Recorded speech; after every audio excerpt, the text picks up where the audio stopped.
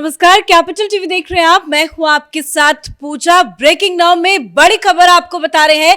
संसद की सुरक्षा में हुई चूक को लेकर सभी 6 आरोपियों का साइको एनालिसिस टेस्ट हुआ है और इस टेस्ट के जरिए कई बड़े बड़े खुलासे हुए हैं। बताया जा रहा है कि इसमें आरोपी ललित झा ने कई बड़े खुलासे किए हैं। आरोपी ललित झा ने बताया कि इस पूरी साजिश का मास्टरमाइंड जो है वो मनोरंजन है और इसी के साथ आज ललित झा की पुलिस रिमांड खत्म हो रही थी। उसे पटियाला हाउस कोर्ट में पेश किया गया और उसकी रिमांड को 5 जनवरी तक के लिए बढ़ा दिया गया। तो वहीं आरोपी नीलम को भी हाईकोर्ट से बड़ा झटका लगा है। एफआईआर की कॉपी को हाईकोर्ट ने देने के लिए साफ साफ मना कर दिया। तो बड़ा झटका आरोपियों को और इससे जुड़ी तमाम बड़ी अपडेट आपको बताएंगे। मेरे साथ न्यूज रूम में जुड़े हुए हैं कैपिटल टीवी के editor in chief doctor Manish Kumar. आरोपियों का साइको एनालिसिस टेस्ट हुआ है जिसकी खबर हमने अपने दर्शकों को दी थी। क्या कुछ इस टेस्ट के जरिए खुलासे हुए हैं? देखिए, कल ही हमने अपने दर्शकों को बताया था कि इन लोगों का साइको एनालिसिस हो रहा है। आज इस खबर की पुष्टि हो गई। किसी चैनल पे ये खबर नहीं आई थी कि साइको एनालिसिस होने वाला है इन लोगों का। 6 आरोपियों का साइको एनालिसिस किया गया और जब ये किया गया, जो उसके परिणाम निकले, दिल्ली पुलिस दंग रह गई कि इतनी बड़ी साजिश ये लोग रच रहे थे। जिन लोगों का साइको एनालिसिस किया गया है उसमें सागर शर्मा, ये लखनऊ में जो ऑटो चला रहा था, मनोरंजन डी जो इंजीनियर था, 80,000 की नौकरी कर रहा था और वो इस पूरे प्लानिंग में शामिल था। नीलम, वो जो कांग्रेस पार्टी के लिए वोट मांग रही थी, किसान आंदोलन में जगह जगह भाषण दे रही थी, उसका भी साइको एनालिसिस किया गया। ललित झा जो मास्टरमाइंड बताया जा रहा है, जो कलकत्ता में मास्टर जी बनकर के वो छिपा हुआ था और नक्सलियों के संसर्ग में था। फिर ये विशाल, अमोल सिंधे, इन सब की कल ही साइको एनालिसिस की गई और अब जो जानकारी मिल रही है वो ये कि ललित झा ने कई सारे राज खोल दिए और उसने बताया कि मास्टरमाइंड हम नहीं, मास्टरमाइंड तो ये मनोरंजन डी है।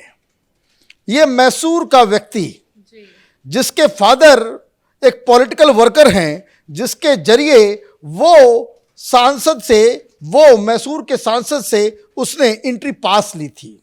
अब मनोरंजन डी के बारे में जो खुलासे हो रहे हैं उससे राहुल गांधी तो बड़े परेशान हो जाएंगे क्योंकि उनकी पूरी theory now it is upside down. Rahul Gandhi क्या बोल रहे थे? आज जंतर मंतर पे भाषण दे रहे थे राहुल गांधी, कह रहे थे कि ये जो लड़के अंदर घुसे पार्लियामेंट के अंदर, लोकसभा के अंदर जो गैस बॉम्ब चलाया, वो बेरोजगार हैं, उनकी आवाज सुननी चाहिए। अब मालूम चल रहा है, यही लोग बता रहे हैं कि ये मनोरंजन डी इसका मास्टरमाइंड है। मास्टरमाइंड कौन है?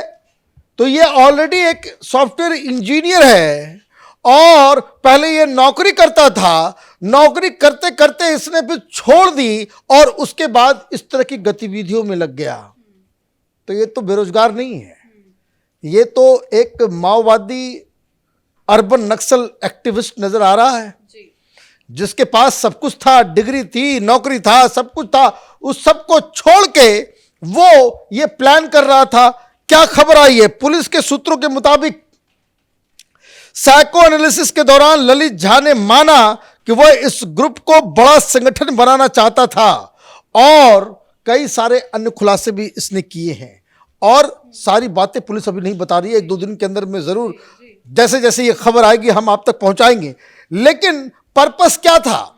इसने वो जो ग्रुप बनाया था वो सिर्फ और सिर्फ कोई इंस्टाग्राम पे जो ग्रुप बनते हैं या व्हाट्सएप पे ग्रुप बनते हैं या फिर फेसबुक पे ग्रुप बनता है, वो इसका एम नहीं था। ये एक संगठन क्रिएट करना चाह रहा था। उस संगठन का क्या काम होगा? आप यही काम करोगे, इसी तरीके का उपद्रव, इसी तरह का ये अर्बन नक्सलाइट्स का जो टेक्निक और उस तरीके से आप प्लान करोगे। और क्या बताया गया? ललित झा ने संसद की सुरक्षा के चूक में मास्टरमाइंड बताया मनोरंजन डी को। वह इस ग्रुप को बड़ा संगठन बनाना चाहता था और इसके लिए संगठन में भर्तियों की योजना बना रहा था, लोगों को रिक्रूट करना चाह रहा था और भी लोगों को जोड़ना चाह रहा था, और इसलिए और भी गिरफ्तारियां हो रही हैं। गिरफ्तारियां हुई हैं, उरई से हुआ है, वो भी एक वामपंथी विचारक है, वो ये कुलश्रेष्ठ, उदय कुलश्रेष्ठ नाम है उसका। तो ये तमाम लोग जो जुड़ते जा रहे थे, ये पर्पस सिर्फ आवाज उठाने के लिए नहीं था, ये संगठन बनाने के लिए। संगठन बना करके क्या करते, तो यही इसी तरह का उपद्रव करते। लेकिन सवाल ये ना कि इन्हें फंड कौन करता, फंड कहां से आ रहा है? अब इसकी भी जानकारी मिल रही है।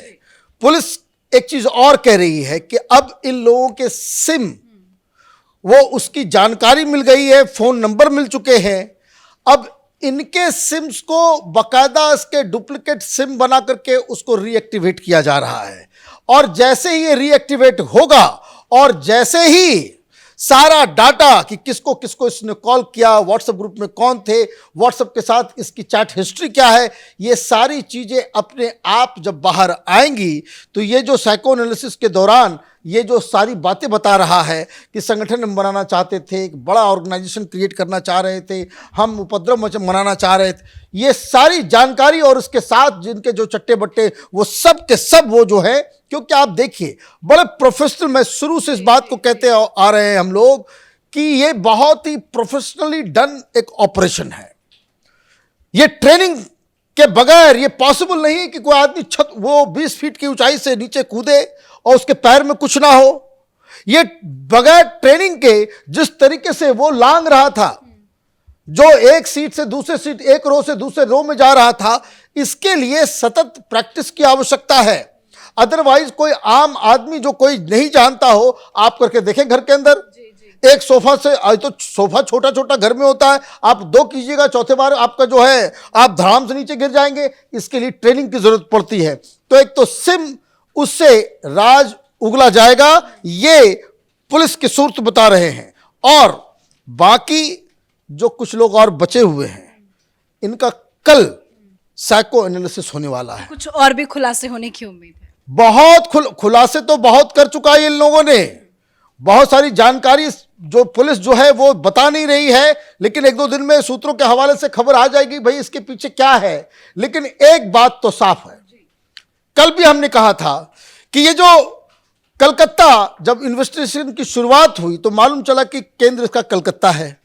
ये ललित झा और इसके साथ जो लोग मिल रहे हैं, जुल रहे हैं, तो कल ही हम लोगों ने बताया था कि जब से ये जो उसका रूममेट पकड़ा गया, मनोरंजन डी का रूममेट पकड़ा गया, तो अचानक से इन्वेस्टिगेशन वो साउथ इंडिया पहुंच जाता है, वो पहुंच जाता है मैसूर, और वहां की गतिविधियों के ऊपर अब ये मालूम चल रहा है कि यही मनोरंजन डी, जो एक इंजीनियर है, 80,000 की सैलरी में वो काम कर रहा था, वो तो ये बहुत ही कि आज ये खबर ये भी आई कि हाईकोर्ट से झटका लगा है नीलम को, आरोपी जो नीलम थी वो एफआईआर की कॉपी मांगने गई। देखिए ये कितनी बड़ी बात है। और जज साहब ने हाईकोर्ट में क्या कहा, ये लोग पटियाला कोर्ट गए हुए थे, पटियाला हाउस कोर्ट में, और वहां जज ने कह दिया कि भाई जो एफआईआर है उनको दे दिया जाए।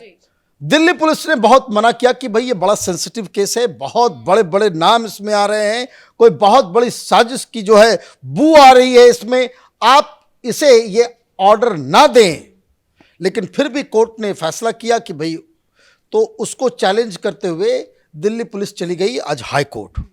हाई कोर्ट ने जब पूरी चीज़ों को जाना समझा, उन्होंने साफ साफ कहा कि मामला बड़ा सेंसिटिव है।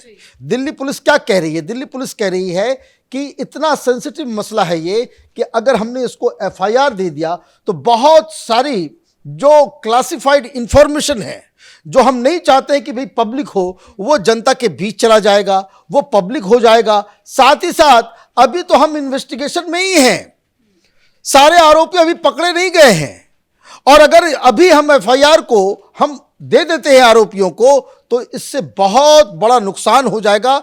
हमारा इन्वेस्टिगेशन जो है वो बिल्कुल खत्म हो जाएगा। जज साहब, दिल्ली हाई कोर्ट के जज ने इसे सही माना और ये कहा कि भाई अभी आप इसे मत दें। मतलब ये कि अभी बहुत और खुलासे होने बाकी हैं, कई चेहरे बेनकाब होने वाले हैं, और मैं शुरू से कह रहा हूं कि इसके पीछे पॉलिटिकल पार्टीज के लोग हैं, नक्सली हैं, अर्बन नक्सल्स हैं। धन्यवाद अपडेट के लिए। तो आरोपी नीलम को दिल्ली के हाईकोर्ट से बड़ा झटका लगा है, तो वहीं ललित झा को भी पटियाला हाउस कोर्ट से झटका लगा है। ललित झा की पुलिस कस्टडी को 5 जनवरी तक के लिए बढ़ा दिया गया। वहीं आरोपियों का साइको एनालिसिस टेस्ट भी हुआ। तो अब तक ललित झा को मास्टरमाइंड बताया जा रहा था, पर इस टेस्ट के जरिए ललित झा ने खुलासा किया कि मनोरंजन डी ही असली मास्टरमाइंड है। इस पे आगे भी बहुत सारे खुलासे होने फिलहाल अभी बाकी है। इस बड़ी खबर में मेरे साथ फिलहाल इतना ही। कैमरा पर्सन रवि के साथ मैं पूजा, कैपिटल टीवी।